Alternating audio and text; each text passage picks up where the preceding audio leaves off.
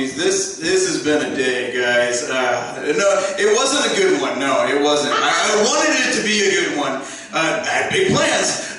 No, I had to start the day off in the principal's office. Yeah, you had to pick my kid up from. That's not where you pick your kid up from school normally. It's like out on the ideal is the curb. Like give him the car, go. No, he was in there. The teacher was in there. He was not having a good day. And the teacher was like looking at me like he committed murder. I'm trying to figure out like what's the crime, what's the sentence here. She looks at me and says, "Hey, he was calling one of the kids Jennifer's."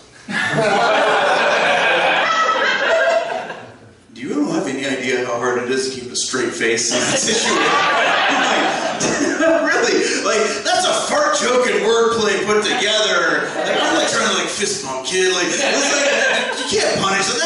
I went to school with 3 Jennifers, never came up with that one. Like, that's talent. That's like, I want that. Oh, jeez, I'm proud of them. I'm very proud of them. How do we do? Like, do we have some cat people in the audience? Yeah. You're not gonna like where this is heading. Okay, no, okay.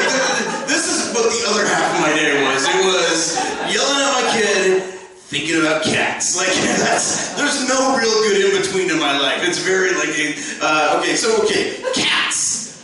We made cats. Humans made cats. That's a thing that 5,000 years ago, Egyptians were like, let's take a tiger and make it tiny. And like, we did that. Like, we kept breeding them down, smaller and smaller and smaller.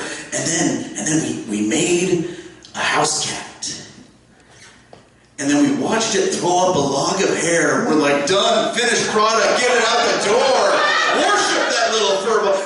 They heard a and they're like, oh, that's great. That's like that sound. I used to own a cat. Like you hear the at 2 a.m. You're playing a game of Marco Polo that's high stakes in a way you've never believed. Like, find the cat, put it on some tile fast. Like, whoa, no. Like, why don't we just note to the Egyptians, give it a couple more spins. You guys can keep trying right now. Like, find that type of cat that, I don't know, doesn't rub its ass on everything. Just a thought, just some notes. Like, dogs. We took wolves, killing machine wolves. Then we shrunk them down into dogs. And then we said, let's give them jobs. Let's make this one a fireman. Let's make this one a police officer. Let's make this one an emotional crutch for white people. Like, they got things to do. Like, okay, I'm not gonna lie. We haven't hit it out of the park with like every dog. When we hit Chihuahua, we probably should have backed up a couple steps. We were like, no, that's funny. Keep that one. That's hilarious.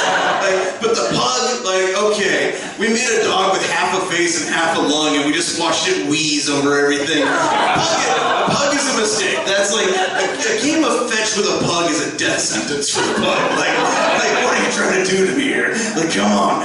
But the drop from wolf to pug is the exact same drop from tiger to every single cat. That's where every single cat is just an unathletic, just pile of mush and fur. They don't want to do anything athletic. There's no killer instinct left there. Like dogs, though, are the epitome of athletic. They live for athletics. They are, in their hearts, every one of them, Airbud guys.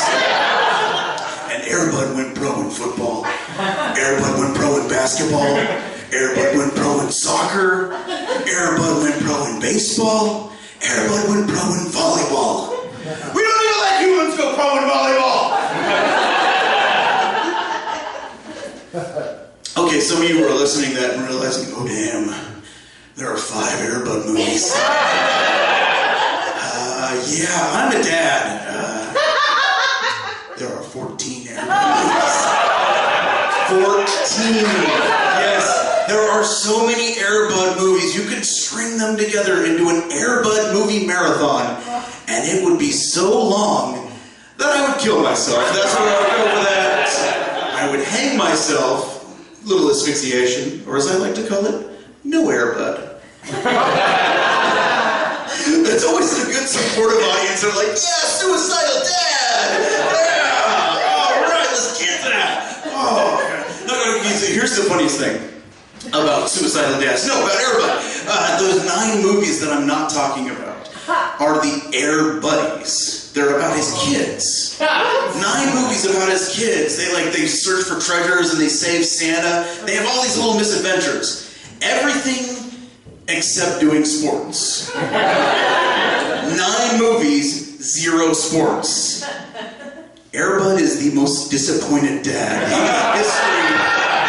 in the history of film, guys. You know he's on the sidelines just like watching them come on hockey. You could have tried hockey. I didn't do it. You could have done that. Put some skates on. Call it 5 minutes for roughing. Like bowling. You could have done bowling. Call it spare bud. Like, the buds are there, kids. I'm saying I have a lot of Air Bud fan fiction. If anybody wants to pick some up for me after the show, just meet me outside.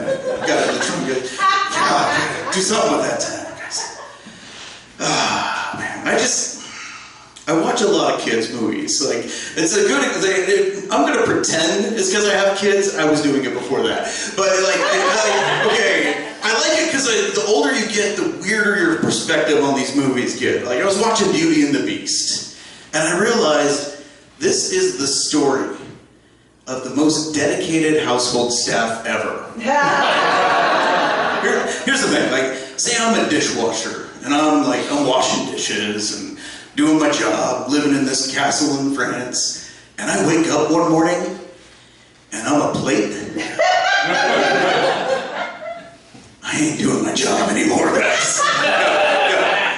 I ain't washing the other dishes and singing a song while I do it. I'm gonna be a plate. That's gonna be my life.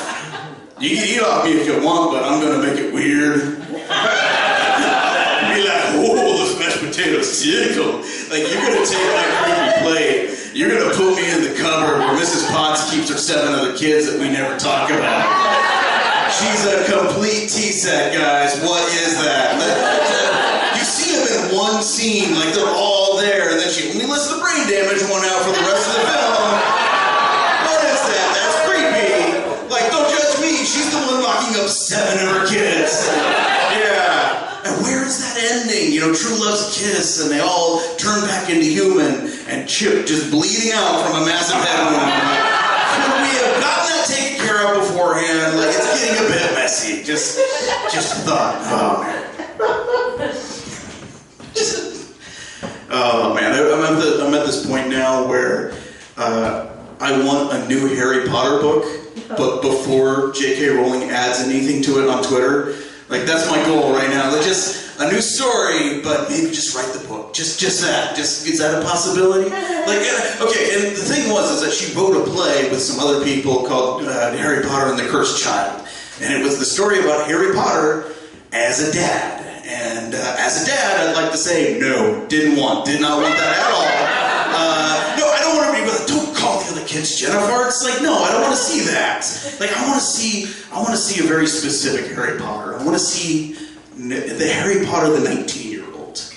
You know, I want to see the Harry Potter that's coming to the realization that the best year of his life was last year. You know, give me that slow downward slide into mediocrity. That's what I want to feel. You know, I want to see Harry Potter in the undeclared major. Harry Potter and the underage drinking. Harry Potter and the look, I'm just taking a year off to go backpacking through Europe. Really just need to experience myself. That last one's got a bit of a long title. We might need to edit that. Man, there's some great laughs in this room, guys. There's some amazing ones. Okay, I do have to admit, even though I like your guys' laughs, don't get me wrong, I have a bias. I have a favorite laugh. It's one of my sons. I'm not going to tell you which one, but it's my favorite one. Yes, I have a favorite. If I make him laugh, good day, 100%.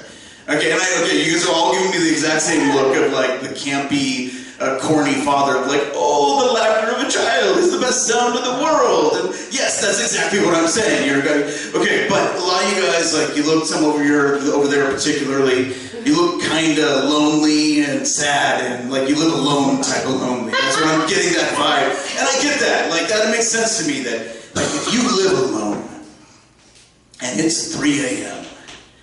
and you hear the laughter of a child, that's not the best sound in the world. No, if you hear a soft little giggle in the middle of the night, that's the worst sound in the world. No, if you hear that, you have one thing left to do. Yeah, you burn that house down. That's it. You burn that house down, you're a hobo now, yeah. You're a hobo that's not going to get murdered by a Japanese schoolgirl that